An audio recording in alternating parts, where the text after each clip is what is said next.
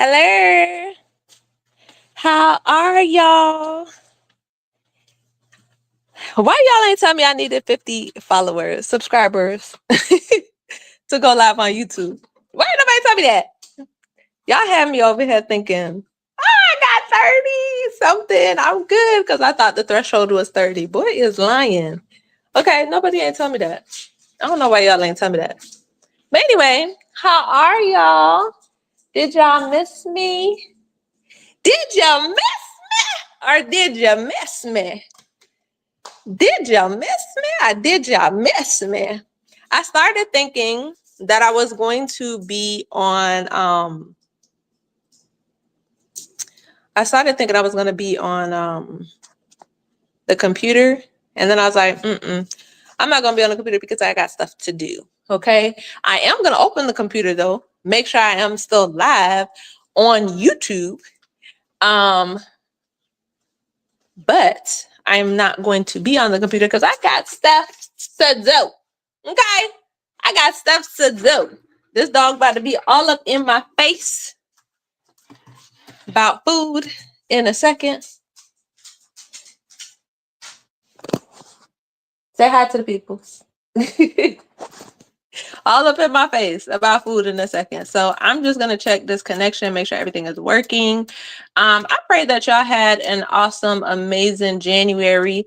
My January was very much kind of quiet-ish. Okay. I don't really know if I can say quiet. It's quiet-ish because there was still stuff going on. Like I was working with Career Chasers, Crystal. So if you all don't know, y'all see me trying to like multitask. If y'all don't know, Crystal is the CEO of Career Chasers. And so I was over there with her, doing a private session for her and her members at the end of January, towards the end of January. And then we was on big vacay. We was out the countries for the last week of January. So we had stuff to do, like we was doing stuff. It was like, so it was really good. It was really good. I also had like a lot of planning to do and stuff. So a lot of planning to do for this year, and things to come. I don't know what's wrong with this YouTube. Why is YouTube not working for me right now? It says I'm live, but I just want to make sure. So a lot of planning and all that other stuff, but I knew that I needed to do this testimony from last year. So if y'all watched the last testimony, then you already knew that this testimony was coming because it was in connection with. So if y'all watched the last testimony, then you already knew. Okay, so see, y'all hear me? Okay, I just have to make sure that I'm on here. But if y'all watched the last testimony, then you knew that more testimonies were coming just from that last testimony. So the last testimony, if you didn't watch it, again, y'all need to go watch it, was about getting my car. So it was very much doing. Okay. They was just doing stuff with my car. And it was a very specific car that I wanted, and I got it. And I'm still grateful to this day. I still have the car. It is paid in full and everything. And to start off this testimony, I can't remember where I ended on this testimony. I think I just told y'all that I got the car, right? Paid it off, paid it off. I think it was exactly 5 years, if I'm not mistaken, even though we paid it off early, but we paid it off in the same, which I guess that usually happens, but whatever. We paid it off in the same month that we got it. So it was in July, but I can't remember the year. So I don't remember what year we paid it off in. But anyway, I started to, because I waited for this car, y'all. Again, if y'all watch the last testimony, y'all will know how long I waited. But because I waited for this car for so long, and I was just I began to idolize it a little bit. It was like I needed to make sure it was clean all the time. And so it wasn't like, oh, I'm just maintaining it. No, it was like I had to make sure the car was clean. I ain't want nobody parking next to me. I ain't want like, don't touch my car, don't drive my car that way. Like, you know what I'm saying? Like, it really became something for me. And that's not good, because only God should be your number one in your life, right? Period. Like, only God should be your number one in your life. And God made sure that he checked me. He definitely made sure to check me. Now, so what happened? How did God check me with this car, right? How did God check me from idolizing this car? Well, we went to Chick-fil-A one night, and I think this was a little over a year into having the car, right? We went to, hey girl, how are you? We went to Chick-fil-A. We don't eat Chick-fil-A no more. This is one of the reasons why I don't eat Chick-fil-A no more. But we went to Chick-fil-A, and it was at night, and this is when we were living in Daytona. And Chick-fil-A was probably like 10 minutes away or so, 10, 15 minutes away from the house, right? So we decided, oh, let's just go get it. And we always used to drive my car to go like in the city and all that stuff. Or if we were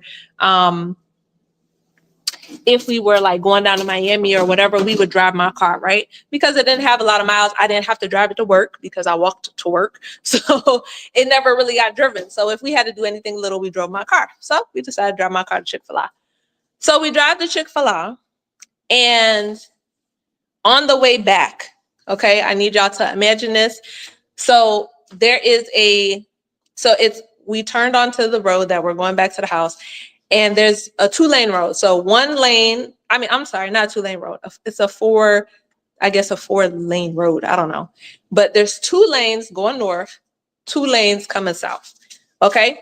So 2 lanes north, 2 lanes south. Got it, right? Got it. On the southbound side, there are like houses. So you can turn down the street and there are houses down there, right? So me and Brenda, I was driving. Brenda was in passenger. I was in the lanes going north. I was in the left lane. Okay, left lane going north. We got to a light, and I was the first one at the light.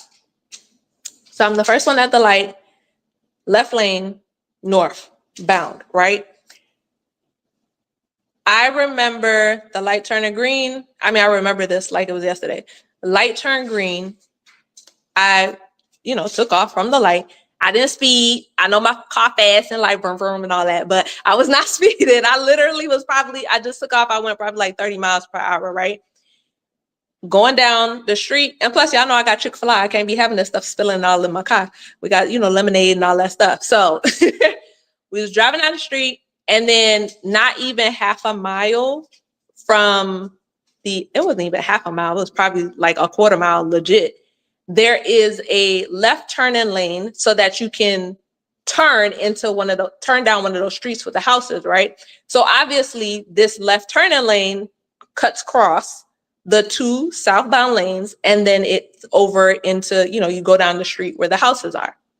Well, I remember coming up to this left turning lane, and out my peripheral, I see headlights coming up to the stop sign that's off of the that's at the houses, right? So I'm like, okay, cool, whatever. I'm going straight. Now, mind you, I'm like 30, 35 miles per hour. I'm not speed, I'm top 40, right? And as I'm coming up and approaching more so this turning lane, I see the car. Now they're they're coming like close into the median. So they're almost in that median part where they're there. I am now about to pass, or I technically did. I did pass. I started to pass the turning lane, and my peripheral now, I literally turned my head and the headlights were in my door. So from the 2 seconds it took me to turn my head and say, oh, bleep, the headlights were in my door. We had absolute no time to react, right? The lady hit, thank God, the back end of the car. So she hit my side, driver's side, back end of the car. She hit it so hard that our car did a 180-degree turn. So now our car is facing the oncoming traffic and we're back in the same lane that we were in. So left lane, northbound, instead of facing this way, we're now facing this way in the same lane. So she hit us so hard that we did a 180-degree turn. And we were inches away from hitting the median. So if she were driving possibly a bigger car, if she were possibly going any faster, we could have possibly flipped over that median, right? But God. So, needless to say, I'm idolizing this car at this time, right? And so, y'all, I'm supposed to be, see, this is why I got the phone. I'm supposed to be making this food.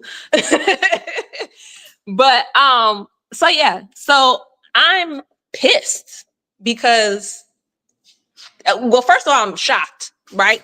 I'm in the seat, I'm in the driver's seat, and I'm just sitting there because I'm trying to process in my brain what has just happened, what has just transpired, right? And I'm trying to make sure Brendan is good. I'm like, okay, is Brendan good? Brendan is good. He's done unbuckled now. And he's like, boo, you okay? You okay? And I'm just like, yes, I'm fine. Like, I'm fine. I'm literally just sitting there in the car. And he's like, okay, can you move? Are you hurt? I'm like, I'm fine. I'm not hurt. I'm good. Like, we're good. I'm good. And so he was like, okay, I want you to get out the car because obviously we're in an unsafe location. We're literally sitting facing the wrong side of traffic. So we need to get out of the car. I am trying to unbuckle my seatbelt. It would not unbuckle. So I struggled with it a little bit. And then eventually I got out. My door, thankfully, she did not hit my door. She hit the back. So she hit the back, the back driver's side door. And I was able to get out of the car. But again, mind you, we're on oncoming traffic. So yeah. So I get out, we get to the other side of the road. So we get to the right lane side of the northbound because that's where obviously there's the least amount of traffic. So we get over there and eventually the firefighters come. This lady, her car, she was driving a Prius. So if you ever hear the joke going around between me and Brennan, that's why. She was driving a Prius. She did not get out the car. Her car ended up, I don't know if it hit the pole, but there was like a light pole. And I think she hit the pole. Honestly, I think she did. I don't know, but she did not get out the car. She didn't get out the car. The whole time it was out the car, she did not get out the car. So the fire rescue came and everything. They was like, do y'all need medical assistance? Everything. We said, no, we're good. Whatever. Signed off police report. Now the police come. We tell them the exact story. Comes back. The firefighter comes back or I don't know if it was a firefighter, but the fireman comes back and he's like, she's shot. She's completely gone. She's drunk. Like, not shot as in dead. She's shot as in gone. Like, she's drunk. Out this world, right? And by this time now, I'm like, now I'm really mad because what are you telling me that you're drunk? What do you mean she's drunk? And she just hit the idol that I was idolizing at this time. Like, what are you talking about? Like, and we weren't in the wrong. And what? Like, what? And she could have took our lives, me and my fiance. Then, you know, we were not married yet. So I'm like, she could have literally took our lives. She damaged my freaking car. And what? Like, what? So now it gets better, right?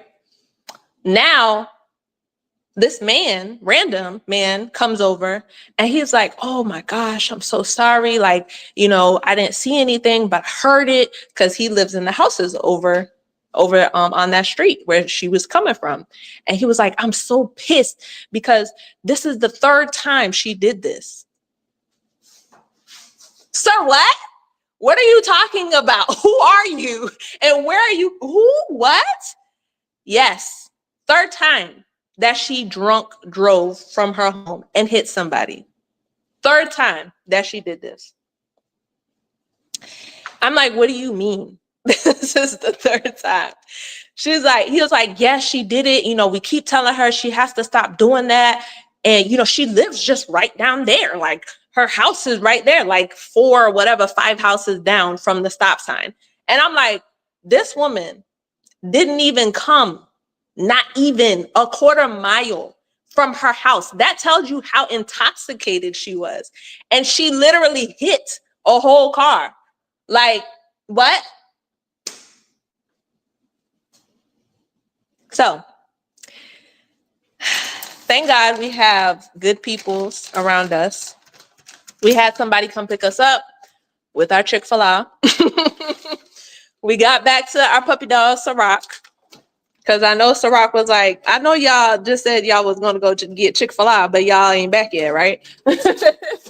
So we come back and everything, and I'm just like, I really don't know what to do at this point, because neither one of us have been in an accident of this degree. So I'm like, I have no idea what we do at this point. My car is towed. It's towed off because we can't drive it. The back wheel is done for. And I'm just like, okay, so I'm without a car. So I called my manager. That's right. When I was standing out there, I called my manager. I'm like, I'm not coming in. And then I called, I think Brennan called Geico, and he told them and everything. He was like, okay, I think they were telling us like, okay, because it wasn't your fault, then their insurance need to handle it and all this other stuff. Cool, fine, whatever. Their insurance people, terrible. Terrible. First of all, I don't even know how this lady had insurance after the second time. Like, what are you talking about? And you could tell that she had to go search for somebody, because this wasn't like Geico, Progressive, or something like that. Nah, she ain't had none of that. She had like a local insurance. But anyway, I digress. They were terrible. And so the dude that we were working with, the adjuster or whatever, mind you, I'm like, okay, my car is in the shop. This just happened. I'm just gonna say it was a Thursday. It probably was though. I think this happened like on a Thursday, right? So I'm like, okay, maybe I give them a week or something. Like, tell me what's up. So he was like, yeah, we're gonna, get your car out, blah, blah, blah, and then we'll assess it. And he was like, it's probably going to be totaled and write it off, and then we'll send you the money. And in my head, I'm like, sir, you don't know what kind of car I drive. Most people don't know what kind of car I drive. This is not, this car is not about to be totaled out, right? But again, I didn't know. So I was just like, whatever. Say what you gotta say. Just get my car out, get fixed. Almost a month goes by. Mind you, we don't know this process. Never had this happen. So I'm like, why is my car still there? And so now the tow yard, the tow yard, they have the car, and they're like, if you don't come get this car, we're going to put a lien on your car.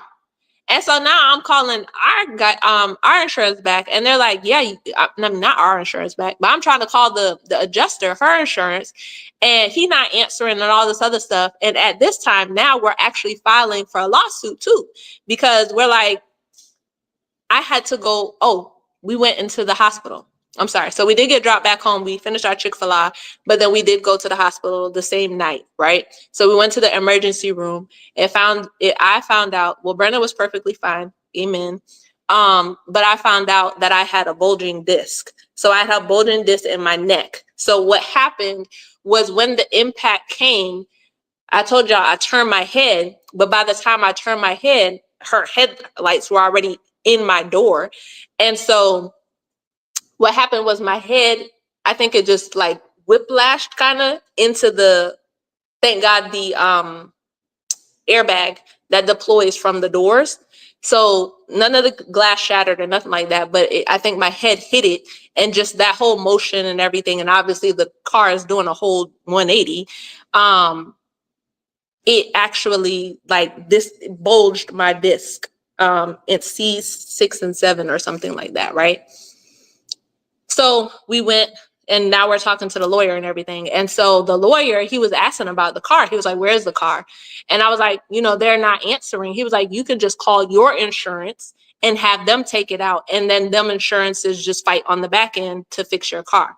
So we're like, okay, thank God that somebody knows something because clearly we don't know nothing. Called my insurance, called our insurance. They got the car out and everything before it was put a lien on and all that other stuff. I was like, take it back to the dealership because they need to fix it. So now I'm just like overwhelmed because I'm like, I got to go to work. I mean, not that I have to drive, thank God. But I'm like, I don't have this car. I don't have, like, we got to talk to this lawyer and get all this paperwork. And I have to keep going to these medical,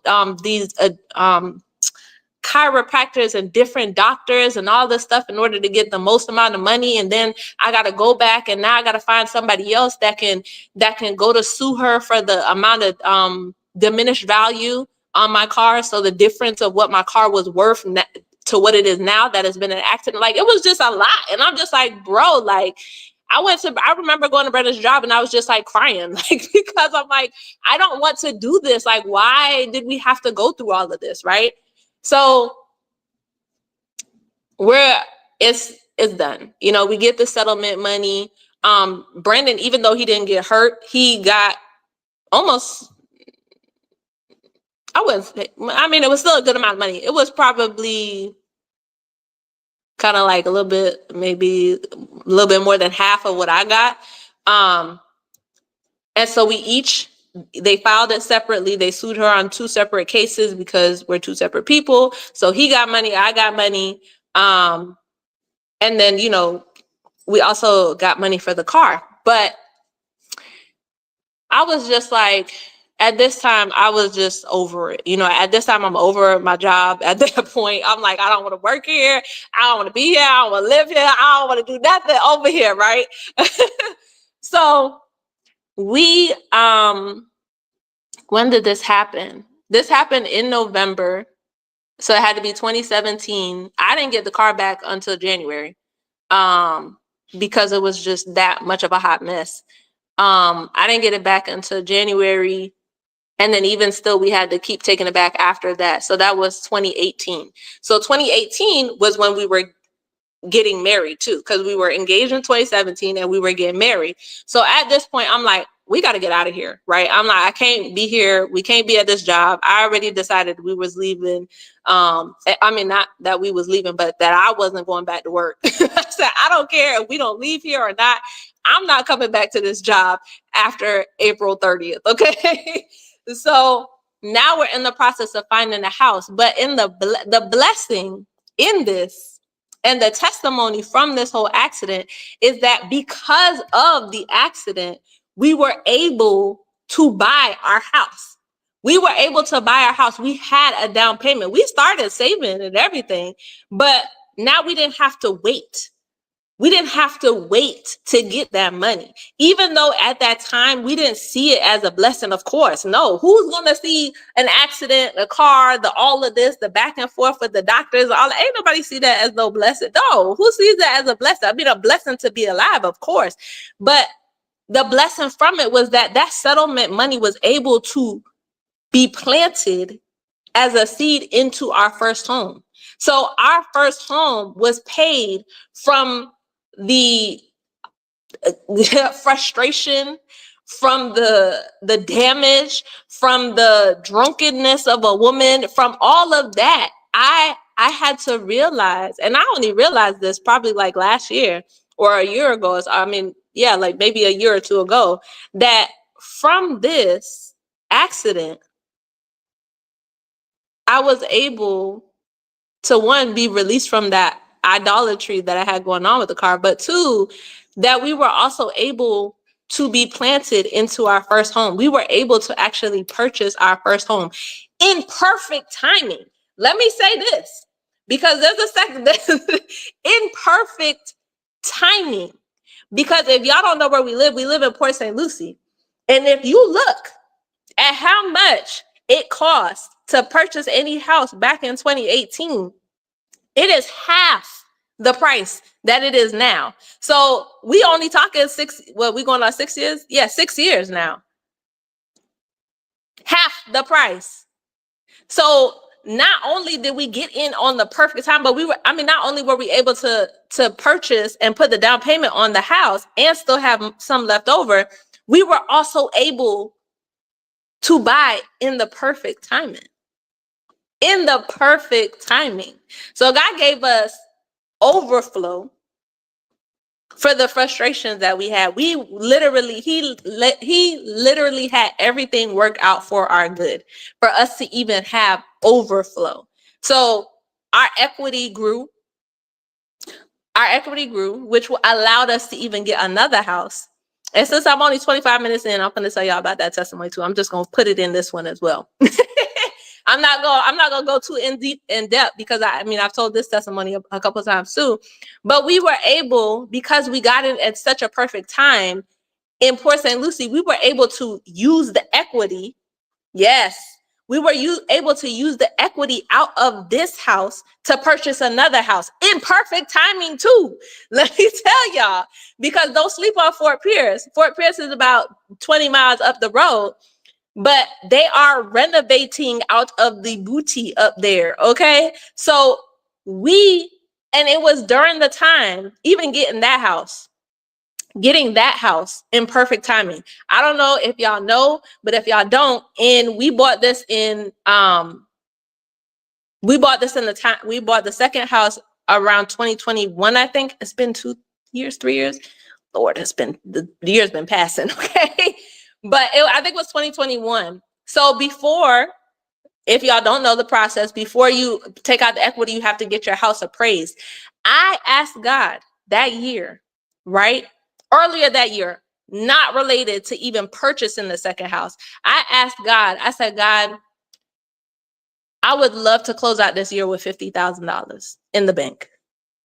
I don't know where the money coming from. I just believed him for it, right? I said, I'm believing you for $50,000 in the bank. God said, no, I'm finna do y'all better. 10 grand better, actually. Okay, 10 grand better. So when we went to go appraise this house to take out the equity out of it, it appraised for $10,000 more. So we were able to take out $10,000 more on this house. And God worked this so perfectly, of course, in perfect timing, because the way that the market was going, y'all, houses was getting snatched up like this. This was the time where houses were getting snatched up. So the value of the houses were rising. Thank God, worked in our favor. But that was also kind of a bad thing for us on the buying side, because now houses are increasing in value, right? This is the time where people were buying houses sight unseen and $50,000 and $20,000 over, right? So we were able to purchase this perfect house exactly the way we wanted it, right? We ain't want to have to do no work. I was like, Father, I don't want no half choppy job. We was praying. We were like, no, we don't want have to do no roof and do no windows and doors and none of that, because some of the houses we were seeing, y'all know how they be doing half behind jobs. They'll do the floors, but they won't do the floors all the way under the vanities and stuff, or they won't do it in the closets. We were seeing some stuff. Okay. So we said, God, we don't want this. We want to be able to purchase this house and start renting it immediately. Right. So the night that I seen this house, I called the realtor. It was like 8 o'clock at night. I was like, we need to see this house immediately, because from the pictures, the roof was done, the windows was done, the floors was done, new appliances, new countertops, all of it, new cabinets, every single thing in that house was done. Okay. So I was like, we need to see this house in the morning. I get to this house, both houses, another thing, both houses Brendan did not see. Brendan did not see. He technically bought them on the reliance of my eyes, right? He didn't see this house. he did see another house with this floor plan, but he didn't see this house. And he also did not see the second house. So again, me and the realtor went in the morning to see the next house. I have the video and everything. Because I was recording it because Brandon was not there. There was somebody who pulled up while I was in one of the bedrooms, and I could see them. They pulled up and they were asking the realtor something. And she was like, oh no, I don't know. I'm the realtor to buy. I'm not the realtor of this house. And, she came, I told her, I don't know what she said. She said something. And I was like, oh, this is my house. Tell them to go. They got to go. This is my house. This is my house. I said that 3 times in the video. I said it 3 times in the video. I said, this is my house. Y'all got to go. And before I even got back home from looking at that house, it said that it was pending. It was pending sale. So obviously me and the realtor didn't get to put down any paperwork or anything for it. So there was actually a buyer on the house before I even got home, right? Again, 20-30 minutes up the road. So in buying, when we were waiting for that house, she was like, you could still put in a backup offer because you never know what's going to happen. So we said, okay, we'll put in a backup offer. Now, mind you, they were asking like top dollar, which was not top dollar. It was within our budget. It was lower than our budget, but it was like top dollar for that area. And I was like, it's fine because everybody is like, I'm telling y'all, these houses was getting snatched up. Obviously, clearly, I seen the house the night before and the next day it's gone, right? So we was like, okay, we'll put, I think like 5,000 more or something like that. Yeah, it was like 5,000 more on top. Again, this is a time where people is doing stuff sight unseen. I don't remember when this was, but I remember when I got the call because it was my friend's birthday. It was on February 20th. It was a Sunday. I was in Miami getting a massage. And the realtor called and she said, I would not call you on Sunday if it was not important. She said the people could not go through with purchasing the house because it's going to take them too long to close and they need to move into something quickly. God, how but God? Because it wasn't us. We ain't do nothing. All we had to do was trust in God. We trusted in God so much that we actually, in the time frame from when I looked at the house to the time frame that she called, we had actually went to go look at another house and put money onto that other house. So that is how much we were trusting. If something was going to work out, God was going to make it work. And yes, he did. You hear me? Yes, he did. So not only were we able to purchase one house, but 2 houses from an accident that happened in 2017 over a car that I still have to this day in the name of Jesus, that is still driving us around safely, that was still able to allow us to purchase into this market that not only expanded, but blew up within such a short time frame. Not only did he allow it to blow up so much that we were able to pull out not just what I asked for, but exceedingly and abundantly above what I had asked for that year to even be able to cover the interest rates. Because the interest rates came up. Remember, I told y'all we had to wait so long to close on this house. From February until September, we had to wait to close because of whatever the heck they had to do and go to court and all this other stuff. In that time frame, the interest rate went up. And even though we put in more than over the offer, God still had us be covered by the interest rate difference that had to be paid due to the interest rates rising. So again, not only did he cover us for our first house, but he covered us with so much equity for our second house that it just even covered the interest rates and the difference in the changes in the market through all because of an accident. So this testimony is really for anybody who is literally thinking, how could this be? Why is this happening? What does this have to do with anything? It is connected to a bigger blessing.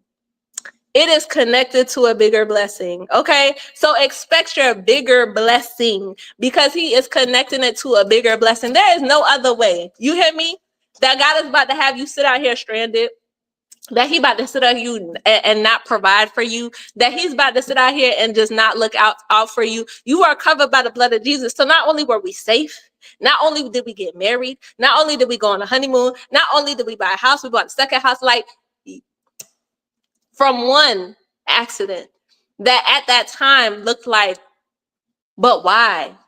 But why? Why did we have to go through this? Why did it have to be a drunk lady? Why did she have to hit my car? Why couldn't she wait? Why couldn't? Because God said, first of all, I need to get you detached from that idol, but I also need to show you that I can bless you even through the frustration, even through the hurt, even through the pain, even through all of that. I can still bless you from this. So if you are going through anything right now, where you are feeling down, where you are feeling like, Father, I don't want to do this no more. Just be patient with God. Trust and believe that he has a better plan. Okay, a better plan for you. And like I said, y'all, it took me time to actually see this. Like 5 years in, I'm just now realizing what has happened and what transpired from that accident. So I am grateful. I have forgiven that woman. I know her name.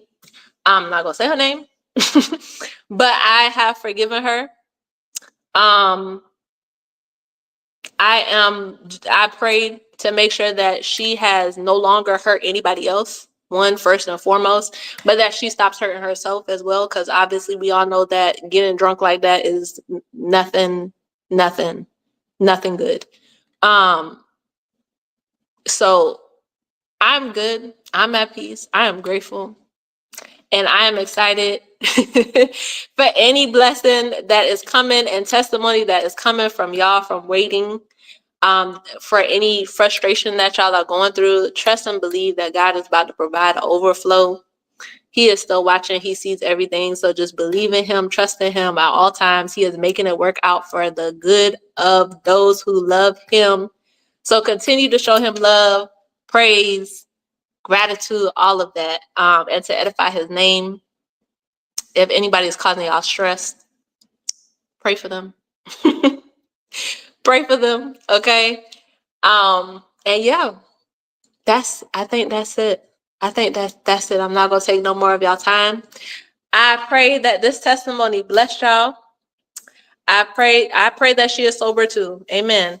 I pray that this testimony blessed y'all. I am about to feed puppy dog over here before he start getting his feelings and start sighing. I'm also about to make my scrimp because I made pasta, y'all. That's another thing. Make sure that you're being obedient. And that's an all day, every day, all the time thing. Okay? Because we had to be obedient in purchasing the right house. We had to be obedient in, just be obedient to God. God know what he doing. He know what you need. He need you to do. Even if it don't make no sense, be obedient. Okay? But yeah, I'm being obedient by cooking. So I made some pasta and I'm making some shrimp with that pasta. And I know it's about to be fine. So I pray that y'all have a great night. I thank y'all for coming through, watching. And yeah, I'll see the next testimony. Bye.